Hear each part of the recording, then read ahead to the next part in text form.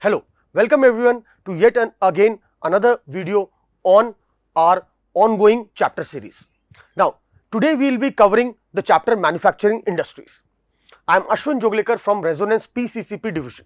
So, let us begin. Manufacturing Industries. Now, this chapter is from your geography portion. Manufacturing industries, as we know, are an important aspect, or it comes under your secondary activities. That is, people employed in the manufacture or process primary materials into finished goods.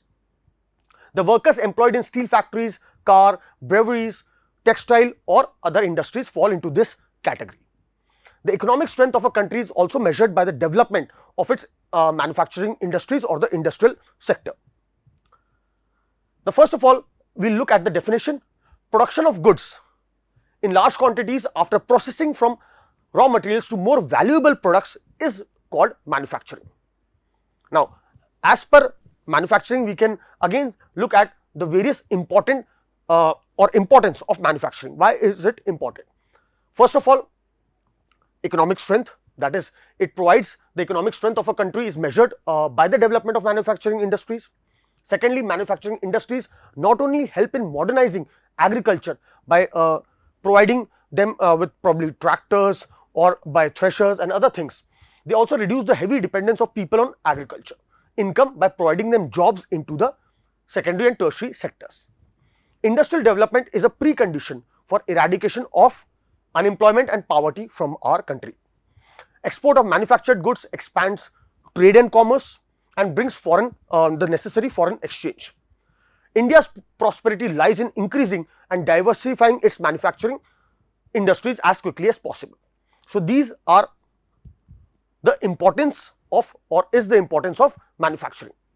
Now, next topic is industrial growth is complementary of agriculture and industry. That is, they both are synonyms and they both go hand in hand. That is, the surplus labor of agriculture is supplied to the industry by the steady migration of a working population from the villages to the cities or the urban sector, urban areas. Agriculture is a major supplier of raw materials to many industries. That is, most of the agro based industries are completely dependent on agriculture for its raw materials. The examples are provided here. Then agriculture is also an important purchaser of our industrial output, that is the fertilizers is a good example.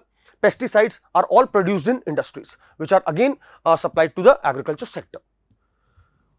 Coming to the next topic, that is contribution of industries to national economy. Now, as we had seen in our chapter agriculture also, how agriculture as the primary sector activity contributes to the overall national income or to the GDP. Similarly, here also the industries also contribute a significant portion to the national economy. That is, over the last decades, the share of manufacturing sector has stagnated at 17% out of the total 27%, which includes 10% for mining, electricity, gas and quarrying.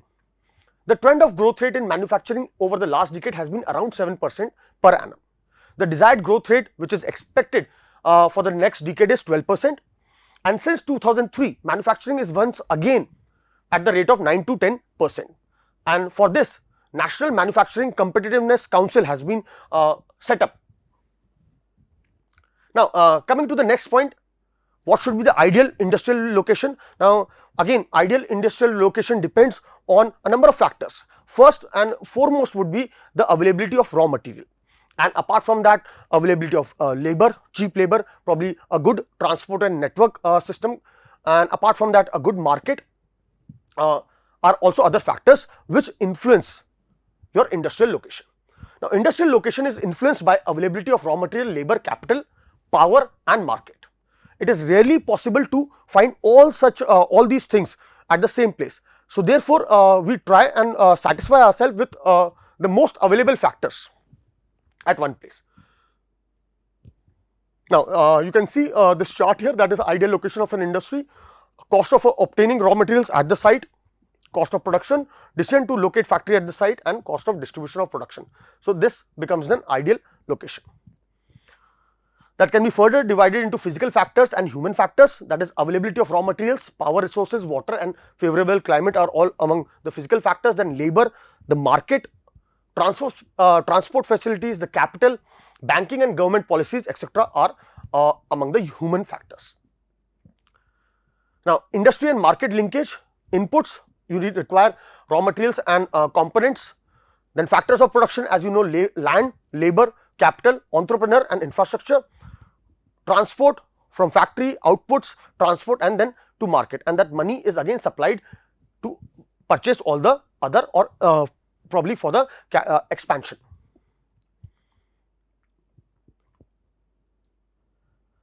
Now, next comes a topic, that is classification of industries. Now, again classification of industries has been done on certain parameters, that is on the basis of capital investment, how much is the capital invested, and accordingly large scale and small scale.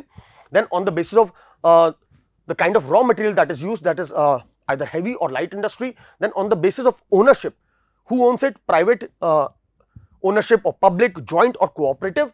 And on the basis of the source, that is of raw material, that is it is whether it is agro based, mineral based, forest based or marine based, and according to their main role, that is either it is a basic or key industry or it is a consumer industry.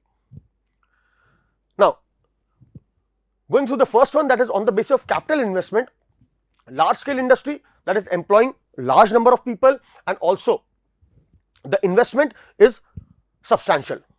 Small scale industries employ small number of laborers owned and run by individuals, for example preparation of gur or khansari. Then on the basis of raw material use, heavy industry will have use of heavy and bulky raw materials and produces similar material, for example iron and steel. Light industry use light raw materials and even they produce light goods, for example sewing machines. And then coming on the basis of ownership, it is classified into private, public, joint and cooperative. On the basis of source of raw material, again agro based, mineral based, forest based and marine based, and finally according to their main role, that is basic or key industries or consumer industries. Basic or key industries that again supply to other industries, what thing is produced in those industries is again used as a raw material for other industries, and consumer industries produce good which directly are used by the end consumer. Now, coming on the first agro based industries, this has been classified into cotton textiles, jute textiles, silk, woolen, sugar and edible oil.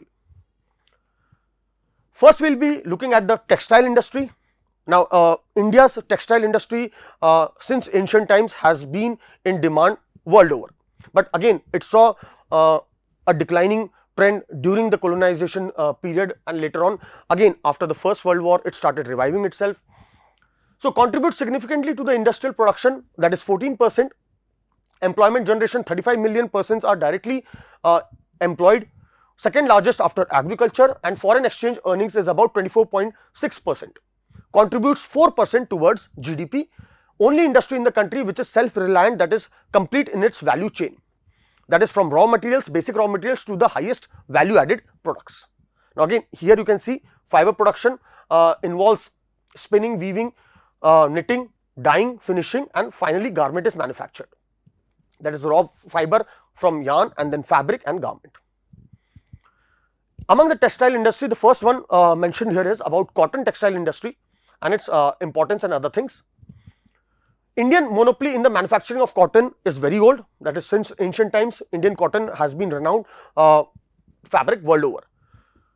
1946 cotton and human made fiber textile mills are in the country, 80% in private sector and rest in public and cooperative sectors as of 30th November 2011 data. This industry has close links with agriculture because again it is agro based industries and it is dependent on the raw material that is cotton from agriculture, and provides a living to farmers, cotton ball pluckers and workers engaged in ginning, spinning, weaving and dyeing. These are the various stages of production, and packaging, tailoring and sewing. The industry, by creating demands, supports many other industries such as chemicals and dyes, mill, stores, packaging materials and engineering works. Now, factors affecting its location is the availability of cotton, that is again a raw material, market, transport, humid climate, banking facility and availability of electricity are the key factors which affect the location. While spinning now continues to be centralized in Maharashtra, Gujarat and Tamil Nadu, whereas your weaving is highly decentralized to provide scope for incorporating various indigenous people who are also involved in weaving, that is traditional skills and designs of weaving in cotton, silk, zari and embroidery. Now, coming to the problems which are associated with this industry, that is most of the production is in fragmented small units which cater to the local market itself.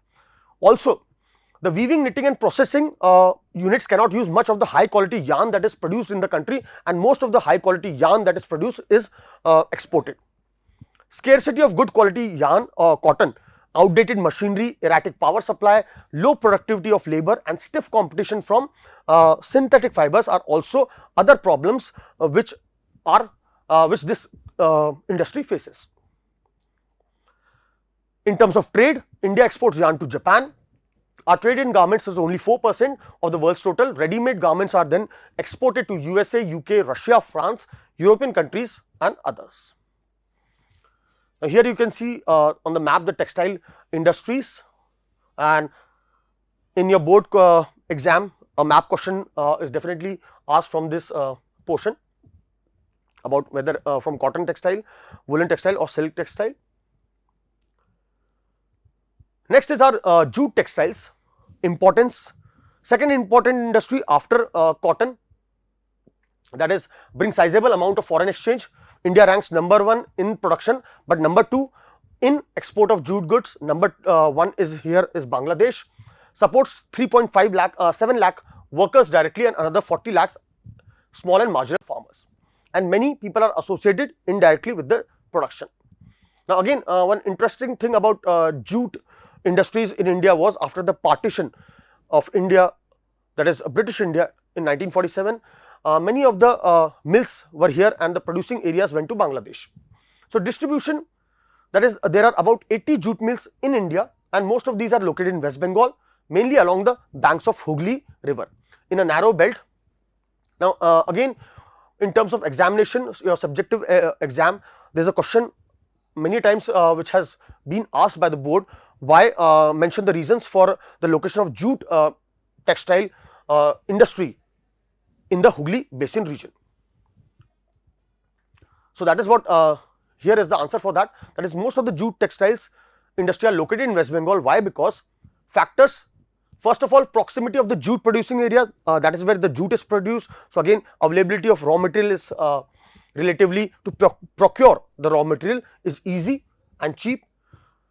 Inexpensive water transport supported by a good network of again waterways, roadways and railways. And apart from that, that is to facilitate movement of raw materials to the mills. Water again is available for processing of raw jute.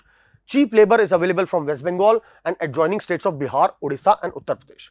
Kolkata is again as a urban center, provides banking, insurance and port facilities for export of jute goods. What are the problems associated with this industry? Less demand of jute carpets and packaging material, high production cost, stiff competition in the international market from other players as well, and competition from synthetic substitutes. However, the internal demand has been increased due to the government policy on jute, that was in 2005. National jute policy was formulated with the objective of increasing the productivity, improving quality and ensuring good prices to the jute farmers and enhancing the yield per hectare. Now, trade, it is exported to USA, Canada, Russia, UAE, Australia and UK.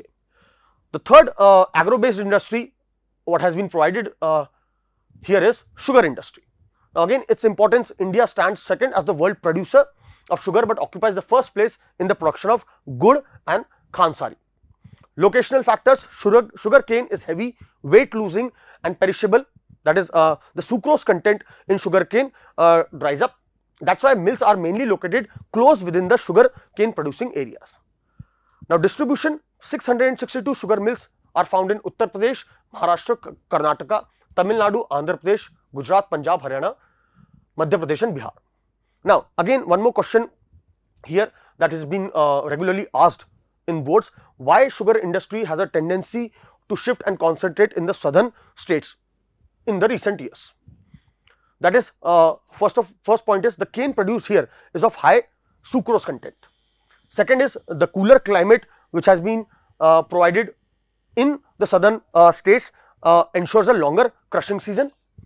And third point, sugar industry is basically a seasonal industry, and the cooperative sector in these states are quite effective. So therefore, it is mostly suitable for cooperatives, and in South India most of the sugar industries are owned by cooperatives, which can easily bear the loss caused by any natural calamity. Now, among the challenges it faces is the seasonal nature of the industry, old and inefficient methods of production and transport delay in reaching cane to the factories, and the need to maximize the use of baggies. Baggies is the residue or the leftover of after the sugar cane is being processed. So that can be used further even to produce energy. Now, next topic is our mineral based industries that we will be taking up in the next lecture. Thank you.